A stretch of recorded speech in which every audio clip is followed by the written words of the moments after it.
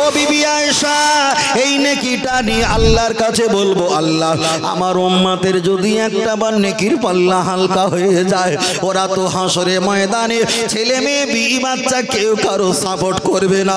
আমি রাসূলুল্লাহ দুনিয়াতে বলেছিলাম আনা সাইয়্যিদুল আদম ইয়াউমাল কিয়ামা, আমি হলাম তোমাদের লিডার, আমি তোমাদের মাতব্বর, আমি তোমাদের রাহবার। আজকের উম্মত উম্মতানিদের নেকির পাল্লা যদি হালকা হয়ে যায়, আমি আল্লাহর কাছে বলবো, আল্লাহ এই নেকিটা আমার উম্মতের পাল্লায় দিয়ে ভার করে দিও। বলুন সুবহানাল্লাহ। আম্মা জান আয়েশা সিদ্দিকা রাদিয়াল্লাহু তাআলা আনহা আবার জিজ্ঞাসা করলেন, হুজুর আপনার এতটা নেকি যদি অকুলন হয়ে যায়, আপনার তো অনেক উম্মত, আবার যদি উম্মত অবশিষ্ট থাকে আপনি কিভাবে তাদেরকে নাজাত দেবেন? আল্লাহর নবী বললেন, বিবি রে আমি আল্লাহর কাছে বলবো, আল্লাহ আমি যখন তয়েফের কাছে গিয়েছিলাম ধর্মের কথা শোনানোর জন্য, ওরা আমাকে পাথর মেরেছিল, ঢেলা মেরেছিল, ইট পাটকেল দিয়ে আমার চেহারা থেকে রক্ত জারি করেছিল। আল্লাহর কাছে বলবো, আল্লাহ ওই রক্তটা দিয়ে আপনি দুনিয়াতে কারো দেবেন না, ওই রক্তটা আপনি আমাকে ফিরিয়ে দাও। আমার উম্মতের যদি নেকির পাল্লা হালকা হয়ে যায়, আমি আর রাসূলুল্লাহ আমার ওই রক্তটা নেকির পাল্লায় দিয়ে কোটি কোটি উম্মতকে নাজাত বানিয়ে দেবো। বিবি রে তখনও যদি আমার উম্মত আরো অবশিষ্ট থাকে, আল্লাহকে বলবো, আল্লাহ উহুদের ময়দানে আমার দাঁত মোবারকটা শহীদ হয়েছিল, আল্লাহ ওই দাঁতটা আমি পাল্লায় চাপিয়ে দিলাম, আমার উম্মতকে এর বিনিময়ে আপনি নাজাত বানিয়ে দাও। বিবি তাও যদি না হয়, আমার দাদু ভাই হাসান আর হোসাইন এদেরকে নিয়ে আল্লাহর কাছে বলবো, আল্লাহ আপনি একটা বার দেখেন, দুনিয়ার মানুষের রক্তর প্রয়োজন হলে, রক্ত শূন্যতা হলে, রক্ত না দিলে বাঁচে না, বাঁচে না।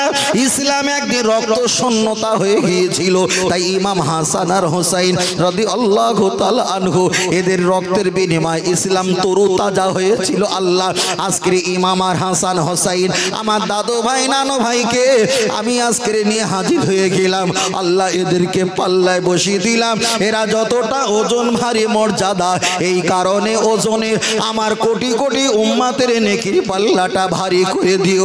আমার নবী বললেন, বিবি আয়েশা সিদ্দিকা রাদিয়াল্লাহু তাআলা আনহা তাতেও যদি আমার উম্মত অবশিষ্ট থেকে থাকে, আমি রাসূল বলেছি আনা আউয়ালু শাফির, আমি তোমাদের প্রথম সুপারিশকারী, আমি তোমাদের প্রথম সুপারিশ করব। তবে জেনে রেখে দাও, ওই বিবি আয়েশা সিদ্দিকা আল্লাহর কাছে বলবো, আল্লাহ আপনার কাছে শেষ আরজি, আমার আব্বাকে হারিয়েছিলে, আমার মাকে হারিয়েছিলে, আমার বাড়ি পরিবার অনেককে হারিয়েছিলে, আমাকে একা করেছিলে, আল্লাহ আজকে আপনার কাছে এসেছি, আপনি আমার দিকে বরকতময় নজরে তাকাও। আমার আল্লাহর কোরআন জানিয়ে দিয়েছেন 30 পারা সূরা দোহাতে, ওয়ালাল আখিরাতু খায়রুল লাকা মিনাল উলা। হে আমার হাবিব, তোমার দুনিয়াতে কষ্ট দিলাম, তোমার নিজের জন্মভূমি ছেড়ে অপরের জন্মভূমিতে বসবাস করালাম, তোমার প্রতিবেশী থেকে দূরে সরিয়ে রাখলাম, ওয়ালাল আখিরাতু খায়রুল লাকা মিনাল উলা। হাবিব দুনিয়াতে তোমার কষ্ট দিয়েছি, কিন্তু আখিরাতে তোমার কষ্ট দেব না। পৃথিবীর নবীদেরকে ঈসা মুসা দাউদ ইউসুফ জাকারিয়া লূত ইব্রাহিম तमाम পৃথিবীর যত নবী আছে আমি আল্লাহ যা বলবো ওরা পালন করবে। আজ আমার হাবিব যা বলবে আমি আল্লাহ সেটাই পালন করে নিয়ে নেব।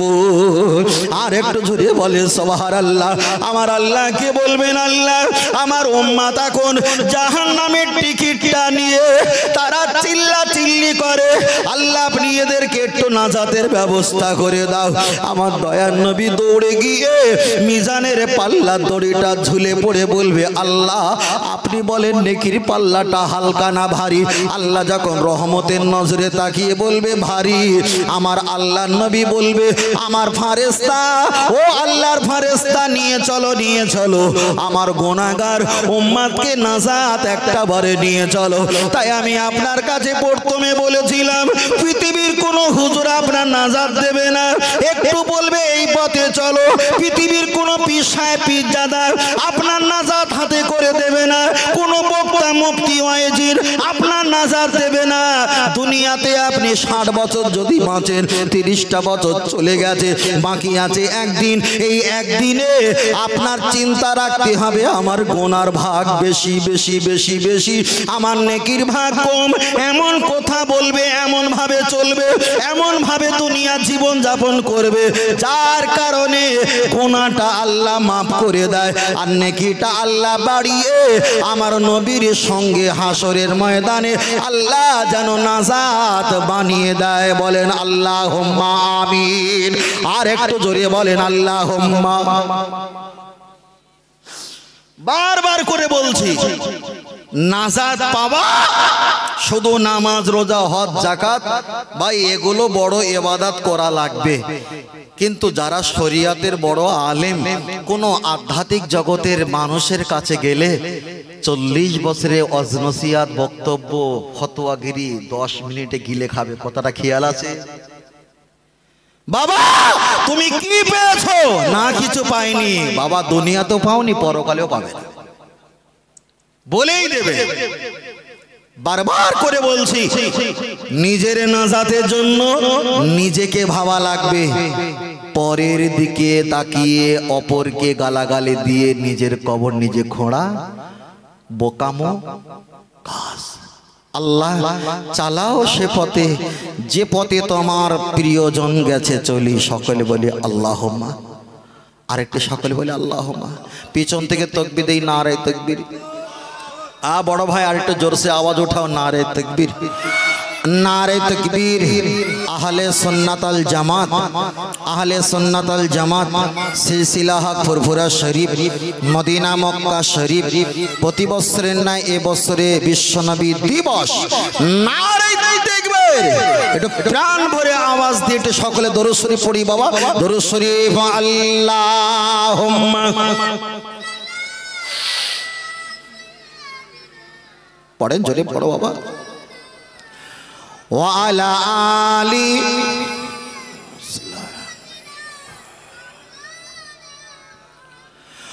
ও গো আমার প্রিয় নবী তোমার প্রেমে পাগল আমি।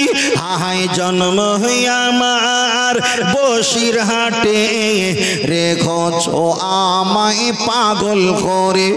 হায় জন্ম আমার ইন্ডিয়াতে রেখেছো আমায় পাগল করে।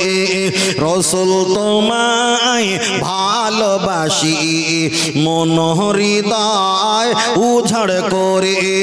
বুকের মাঝে জ্বালায় আমার দূর হবে তোমার দিদারে, দূর হবে তোমার দিদারে। ও নবী সুখে তুমি দুঃখে তুমি মুখে তুমি বুকে তুমি। আহাই মায়া যদি লাগে তোমায়, মায়া যদি লাগে তোমায় দিদার দিও স্বপ্ন যোগে। রসুল তোমায় ভালোবাসি মন হৃদয় উঝাড় করে। বুকের মাঝে জ্বালায় আমার দূর হবে তোমার দিদারে, দূর হবে তোমার দিদারে। জোরে জোরে জোরে আল্লাহুম্মা। মাশাআল্লাহ, মন খুলে পড়ো বাবা। আমার নবীর শান ওয়া আলা আলি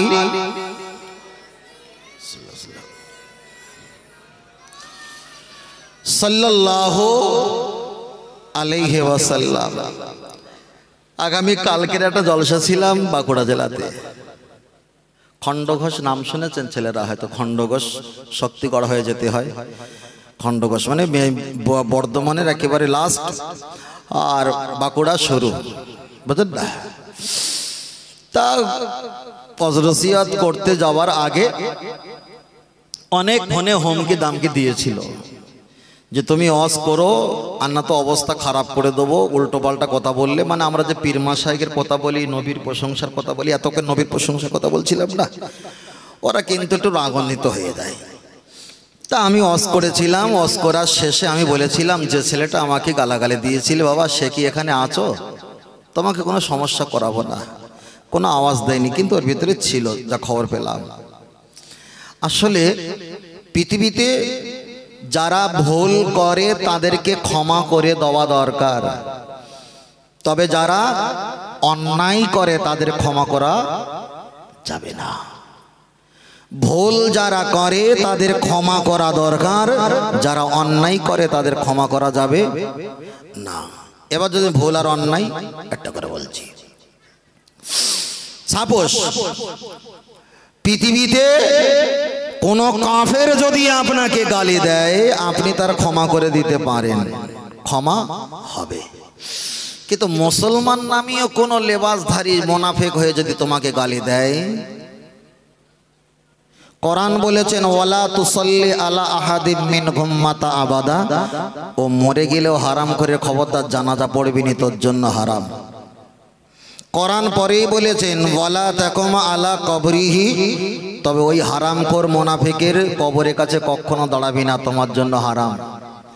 ইস্তাগফির লাহুম আওলা তাস্তাগফির লাহুম, তবে ওই মুনাফিক নামীয় ব্যক্তির কবরের কাছে দোয়া দরুদ পড়িস না, তোর জন্য হারাম।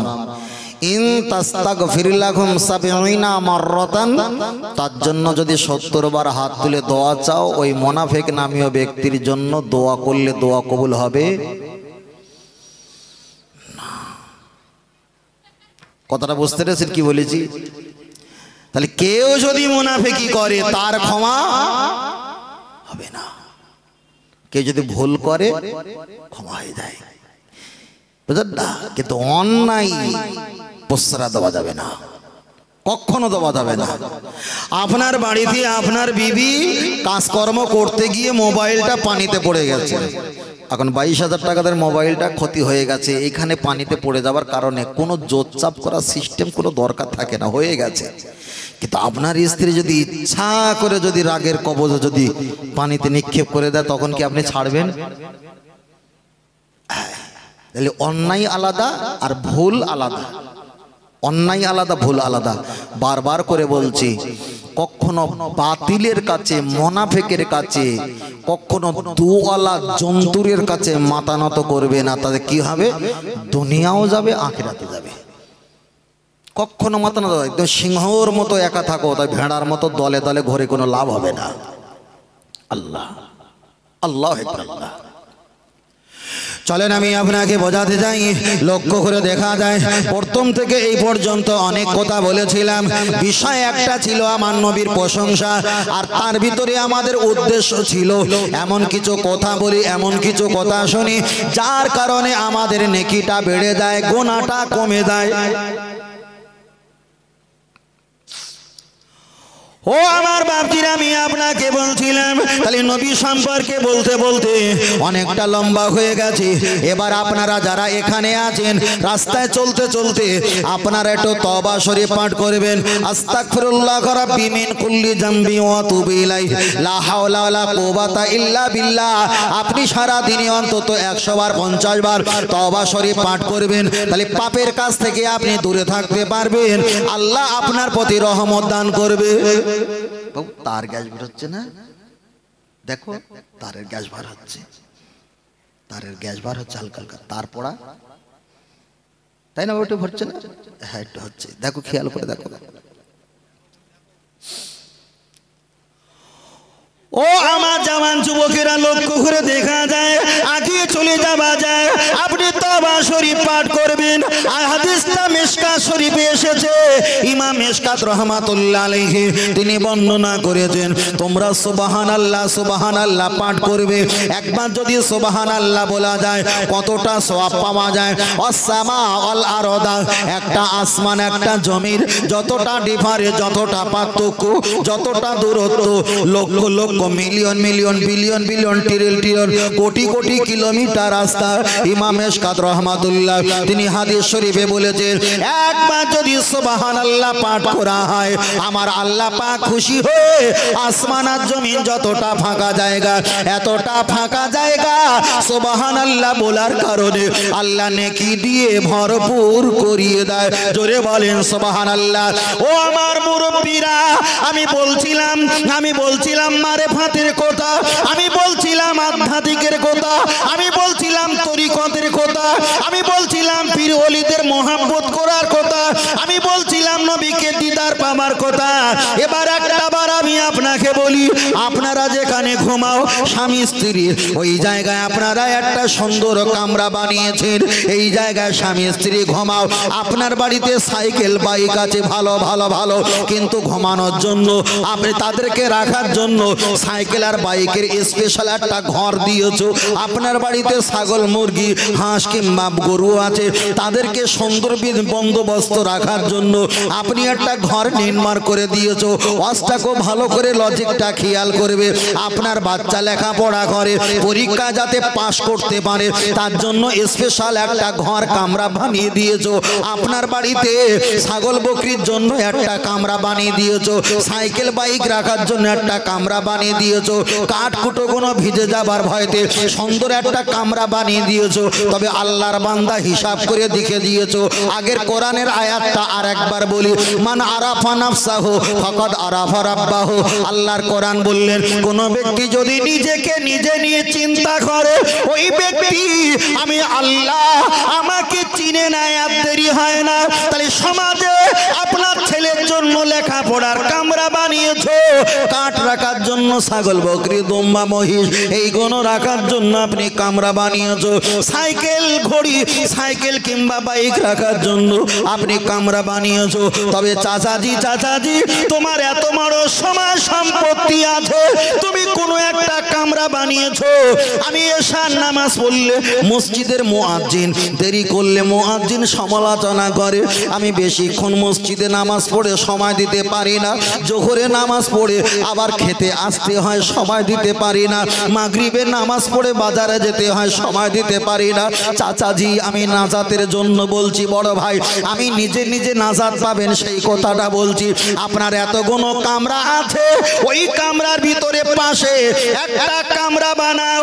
আপনি রাতে দিনে যখন সময় পাবেন ওই জায়গায় নামাজ পড়বেন, ওই জায়গায় নামাজের মশাল্লা, ওই জায়গায় টুপি, ওই জায়গায় তসবিহ, ওই জায়গায় কিছু শুকনো খাবার, ওই জায়গায় পানি, ওই জায়গায় সামানপত্র রেখে দাও। বিবির সঙ্গে সময়টা দিয়ে দাও, প্রতিবেশীর সঙ্গে সময়টা দাও, বাড়ি পরিবারের সঙ্গে সময়টা দাও, মার্কেটিং ব্যবসা বাণিজ্য সময় দাও। তবে তুমি যখন মসজিদে সময় পাবে মসজিদের সময় দাও, তুমি যখন বাড়িতে 2 ঘন্টা সময় পাবে তোমার ওই নির্জলা এলাকা, নির্জলা একেবারে নিস্তব্ধ কামরা, ওই কামরা ঢুকে গিয়ে তুমি 5 ওয়াক্ত নামাজের ভিতরে একটা ওয়াক্ত নামাজটা আদায় করে নিয়ে ওই জায়গা তসবিহ পাঠ করে ইয়া রাফি ওই আদাইহি আল্লাহ দরবারে হাত তুলে কাঁদো।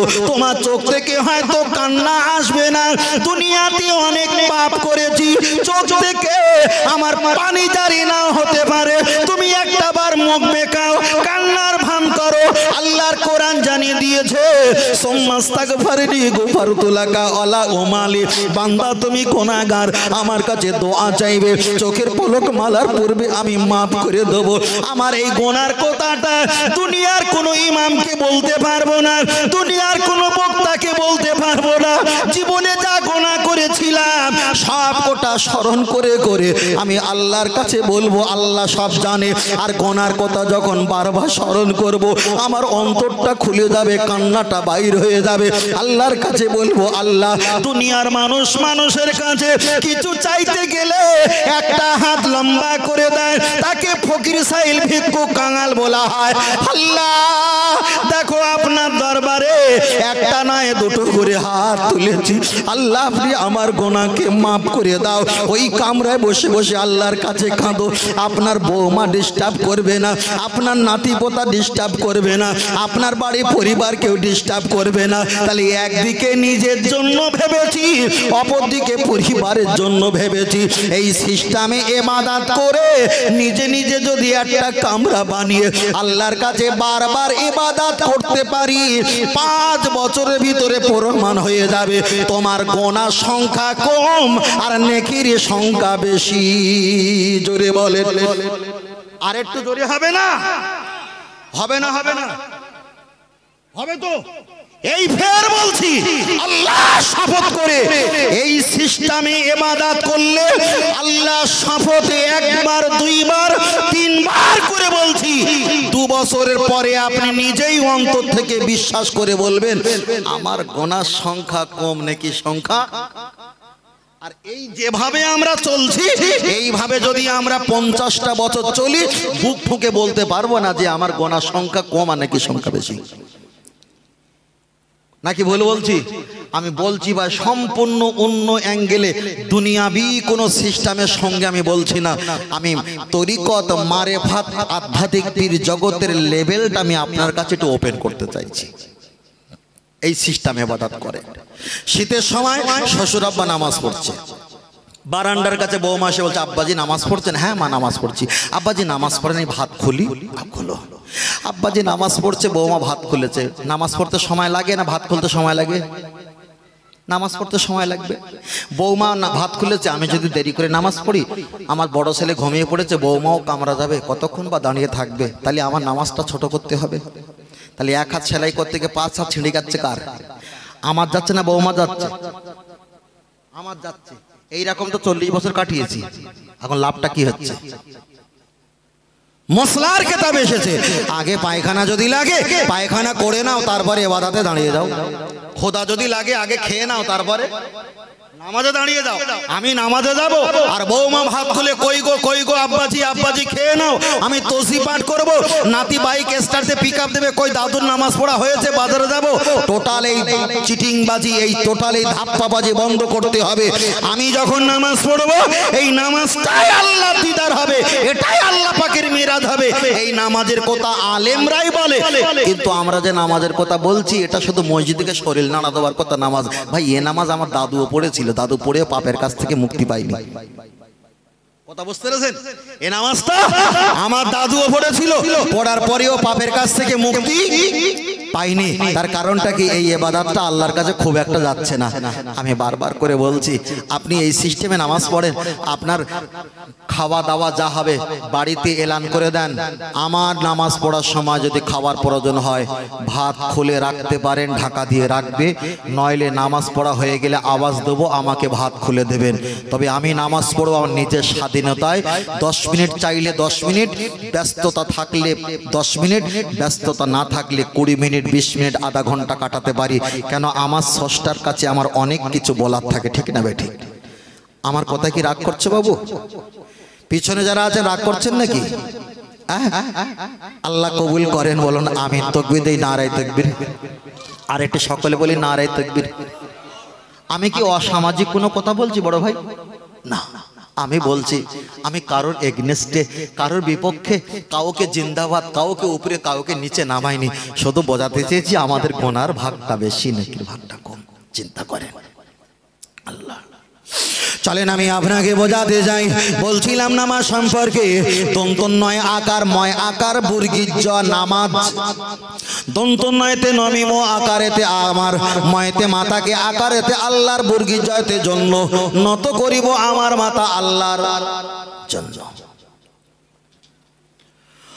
ও আমার জওয়ান যুবকেরা, আমি আপনাকে বোঝাই, চলেন একটা বার আগিয়ে যাওয়া যাক। ফের বলছি, আপনার কাছে যদি কোনো হাক্কানি পীর মাশায়েখ পরিচিত থাকে, আপনি তানার হাতে হাত দিয়ে বায়াত হও, বলবেন হুজুর আমাকে সবক দেন। আপনি সবকটা নিয়ে পালন করেন, দেখতে পাবেন আপনার কাটিং, আপনার চরিত্র, আপনার চেহারা, আপনার নিদর্শন, আপনার রূপ, আপনার সম্পূর্ণ ব্যবহার অন্য নামাজির তুলনা সম্পূর্ণ ভিন্ন হয়ে যাবে।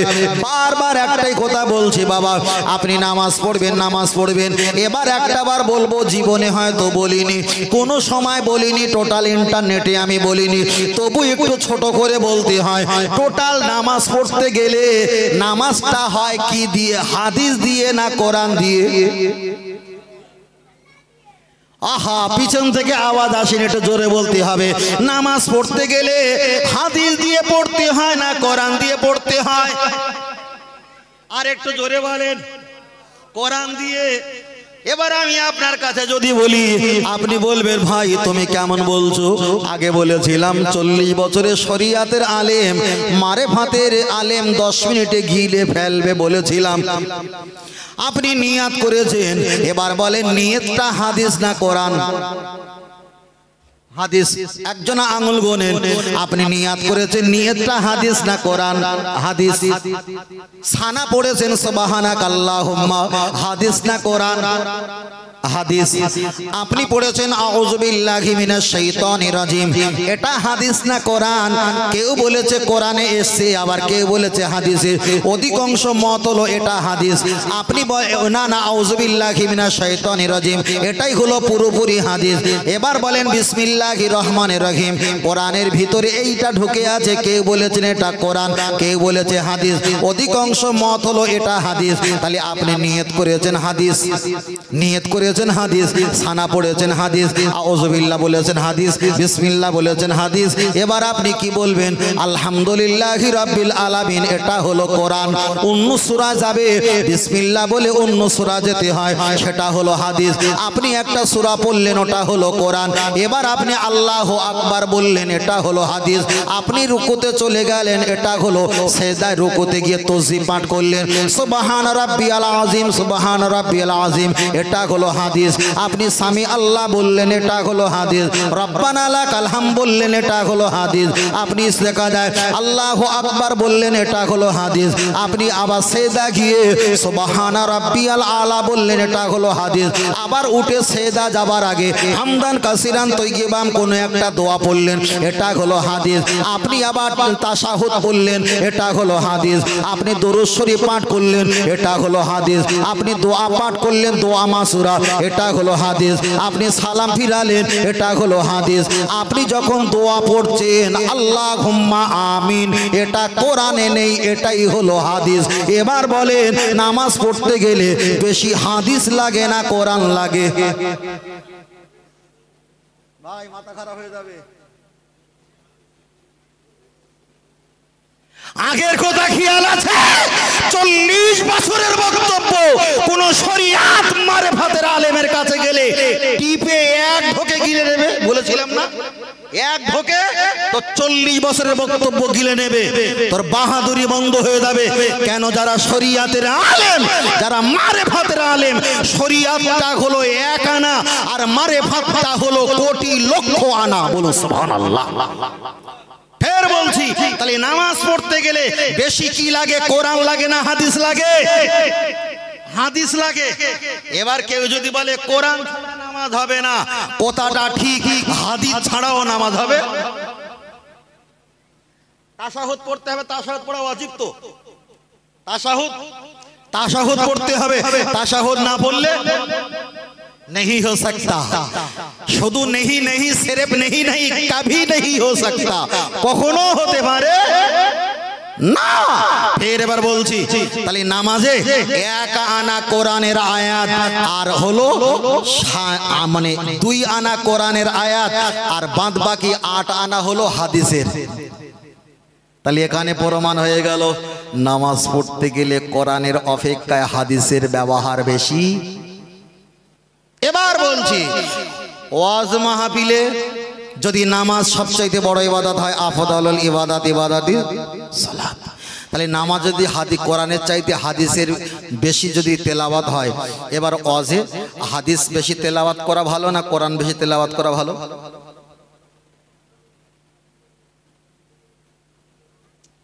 ও কোন একটা হুজুর এসে বলবে এত নম্বর পারা, অত নম্বর পারা, অত নম্বর পারা।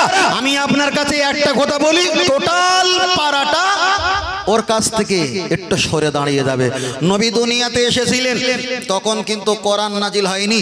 বহু বছর পর আল্লাহ নবীকে পাহাড়ে ডাকলেন, পাহাড়ে গুহা ছিলেন, চেপে ধরলেন, ইকরা বিসমি পড়ো নামে কার নামে রব্বিকাল্লাযী খলাক, যিনি তামাম পৃথিবীর কুল কায়নাতের মালিক, তার নামে পড়ো। নবীকে কোরআন নাজিল করেছেন, নবী দুনিয়াতে এসেছেন, পাহাড়ে কোরআন নাজিল হয়েছে। এর মাঝখানে কোরআন ছিল কি দাদু ভাই? কোরআন ছিল না। তাই নবীর হাতে যারা হাত দিয়ে কলেমা পড়ে মারা গেছে তারা কোরআন পেয়েছে? কথা বলে না, কোরআন পেয়েছে? পাইনি। এক। দ্বিতীয় নাম্বার, নবী দুনিয়াতে এসেছে, আর সিদরাতুল মুনতাহা আরশে আজিমে গেছে, আল্লাহ নবীকে সালাম দিয়েছে, নবী আল্লাহকে কাছে ইবাদত গুলো সবকিছু আল্লাহর কাছে শপথ করে দিয়েছে। আমার আল্লাহ নবীকে অনেক কিছু দিয়েছে, তার ভিতরে বিষয়বস্তুটা নিয়ে বলছি। নবীকে আল্লাহ নামাজ দিয়েছে, তাহলে দুনিয়াতে এসেছে আর মিরাজে গিয়েছে, এর মাঝখানে নামাজ ছিল? নামাজ ছিল না। এর মাঝখানে কোরআন ছিল? কোরআন ছিল না। তাহলে নামাজও ছিল না, কোরআনও ছিল না। ছিল কে? ছিল কে? নবী। তাহলে বলে, যদি কোরআন যদি নাজাতের ওসিলা হয়, কোরআন যদি তোমার নাজাত দেয়, তাহলে যারা নবীর হাতে কলেমা পড়েছিল তারা কোরআনও পায়নি, তারা নামাজও পায়নি, পেয়েছে নবী। তাহলে কোরআন আমাদের নাজাত নয়। নাজাত যদি দিতে হয় মুহাম্মাদুর রাসূলুল্লাহ, জোরে বলে সুবহানাল্লাহ। আর একটু জোরে হবে না? আর একটু জোরে হবে না? তাহলে যারা কোরআনের কথা বলছে, আমি অস্বীকার করছি না, ভালো ভালো, কিন্তু কোরআনের আগে নবী তো যখন এসেছিলেন, নবী তো কোরআনের কথা বলিনি। তখন কি বলেছিল? মান ক্বালা লা ইলাহা ইল্লাল্লাহ, কথা বলে না, মান ক্বালা লা ইলাহা ইল্লাল্লাহ ফাদাখালাল জান্নাহ। তোমরা কলেমা পড়ো আল্লাহকে আর আমি নবী, আনা মুহাম্মদ রাসূলুল্লাহ সাল্লাল্লাহু আলাইহি ওয়াসাল্লাম, আমি যে আল্লাহর নবী, তোমরা বিশ্বাস করো, তোমরা কি পাবে? আল্লাহ দয়ার জান্নাত পাবে। তাহলে নবী প্রথমে কি প্রচার করেছে? হাদিসের ব্যাখ্যা দিয়ে বলেছে। তখন কোরআনের ওই কোন ব্যাখ্যা আয়াত নবীর প্রতি অবতীর্ণ হয়নি। তাহলে এখানে পৃথিবীতে আল্লাহ প্রথম চিনিয়েছে কাকে? নবীকে চিনিয়েছে, ঠিক না বেঠিক? তারপরে নামাজকে চিনিয়েছে, তারপরে আল্লাহ কোরআন নিয়েছে, কোরআনকে চিনিয়েছে। তাহলে প্রথমে চিনিয়েছে কাকে? নবীকে। আর কেউ যদি নামাজ ধরে আর কেউ যদি কোরআন ধরে আর নবীকে যদি ছেড়ে দেয়, তাহলে নামাজ আর কোরআনকে নাজাত দেয় বলে বিশ্বাস হয়? বিশ্বাস হয় না। তাই আমাদের সমাজে কিছু কিছু আমরা বলে থাকে, এত নম্বর পারা, অত নম্বর পারা। ভাই, একটা সপ্তাহ বসে পারা পৃষ্ঠা ঠিক করা যায় 10টা, পরের সপ্তাহে 10টা, পরের সপ্তাহে 10টা, 4 সপ্তাহ মিলে হলো 100, 4 সপ্তাহ মিলে হলো 1 মাস, মানে 40টা, 4 10কে 40টা। তাহলে 2 মাস পড়লে 80টা পারা নাম্বার, পৃষ্ঠা নাম্বার মুখস্থ হয়ে যায়। এগুলো হলো কবিতার মতো, শুধু বলবে এত নম্বর পারা, অত নম্বর পারা, পারা নাম্বার 12 বলে দেখে নিতে পারো। এটা হলো মুখস্থ বিদ্যে। কিন্তু আমি যেটা বলছি এটা হলো ডাইরেক্ট, এটা হলো ডাইরেক্ট। তখন বলবে আমার হুজুর কোরআন দিয়ে ওয়াজ করেছে, আমার হুজুর কোরআনের বাইরে একটাও কথা বলি নি। তোমার হুজুর ভ্যালিগুড়ের পানি দিয়েছে, রোগও মরলো না, রোগীও সারলো না, সারা জীবন ঝাঁপ তুললো আর বললো। বুঝেন না? আমি বারবার বলছি, এখানে যদি বসে আমি নামাজের কথা বলি, কেউ আমাকে গালি দেবে না। আমি যদি হজের কথা বলি, কেউ আমাকে গালি দেবে না। আমি যাকাতের কথা বলি, কেউ আমাকে গালি দেবে না। ফিতরার কথা বলি, কেউ আমাকে গালি দেবে না। মসজিদ মাদ্রাসার কথা বলি, কেউ আমাকে গালি দেবে। যেই বলবো মুহাম্মদ সাল্লাল্লাহু আলাইহি বেশি ভালোবাসতে হবে, তখন বললো ও হলো বাতিল ফরকা, ও হলো ওহাবি মত, ও হলো মাজার পূজারি, ও হলো পীরতরিকতে ধন্য ধরা ব্যক্তি। হাজার রকমের অহবাদ দেবে না, দেবে না? তাহলে নামাজ, রোজা, হজ, যাকাতের কথা বলেছি, একটাবার খালি গালাগালি শুনতে হয়নি। যেই নবীর কথা বলেছি তখন একটু অহমান শুনতে হবে তো। মোহাম্মদ রাস্তা দিয়ে হেঁটে যাচ্ছিল, আর হেঁটে যাবার সময় একজন বলছে, ওই যে দেখতে পাচ্ছ মা হাজা, ওটা কে? ওটা কে? বলছে ওটা হলো মোহাম্মদ। বললো মোহাম্মদ কে? যখন বলছে বাবা তুমি জানো না, মোহাম্মদ আমাদের পাশের এলাকার ছেলে, খুব ভালো ছেলে, খুব ভালো ছেলে, ওর বাপও খুব ভালো, ওর মাও খুব ভালো, ওর বংশটা ভালো। ঠিক 21 দিন হয়ে গেছে, নবী আবার ওই রাস্তা দিয়ে যাচ্ছে, গিয়ে বলছে আনা মুহাম্মদ রাসূলুল্লাহ, তোমরা আল্লাহকে বিশ্বাস করো আর আমি নবী, যে আল্লাহর নবী, পাঠানো নবী, আমাকে নবী বলে বিশ্বাস করো। যে জবানে বলেছিল মোহাম্মদ কত ভালো ছেলে, কত ভালো, ওর বাপ ভালো, মা ভালো, সেই জবানে বলছে, বলে রক্ত খারাপ, ওর বাপ খারাপ, ওর মাও খারাপ। কিন্তু এর আগে যখন চুপ করেছিল তখন সব ভালো, আর যেই বলেছে আমি নবী মোহাম্মদ আমাকে মানো, তখন সব খারাপ হয়ে গেছে। তাই আমাদের জলসা মাহফিলে কমেন্টে যারা একটু লেখালেখি করে গালাগালি দেয়, ওদের কাছে সব ভালো। যেই নবী নিয়ে কথা বলেছি তখন ওদের গা জ্বালা জ্বালা করে। তাহলে এজিদ আর ওই ব্যক্তির পার্থক্য আছে বলে মনে হয়? ফের বলছি, পৃথিবীতে ইসলাম থাকবে কিন্তু ঈমান থাকবে না, তুমি যেভাবে ইবাদত করছো, তুমি যেভাবে ইবাদত চালিয়ে যাচ্ছ, আমি অনেক বড় ক্যালকুলেটর হিসাব করে দিতে পারি তোমার ইবাদত কতদূর যাচ্ছে আল্লাহ ভালো জানে। বুঝেন না? এটা তাকবীর, এই নারে তাকবীর, আর এটা তাকবীর, নারে তাকবীর। ভাই এসছে তো, বুঝলো? ভাই এসছে তো, এসছে তো, বাহ মাশাআল্লাহ, আল্লাহ কবুল করেন, বলুন আল্লাহুম্মা আমিন। জি, আর খানিকটা নামাজ করতে হবে, আর একটু সময় আছে তো, একটু আছে, অসুবিধা হচ্ছে না তো বাবা? মাশাআল্লাহ, আল্লাহ আপনি আমাদের বলা, আমাদের শোনা, এর ভিতরে আমলিয়াতের জিন্দেগি দেন, বলেন আল্লাহুম্মা আমিন। চলেন, আমি আপনাকে বলছিলাম, বলতে বলতে অনেকটা বিষয় বলে ফেলেছি, চলেন আপনার কাছে এবার আর একটা বলে থাকি। নবী সম্পর্কে যদি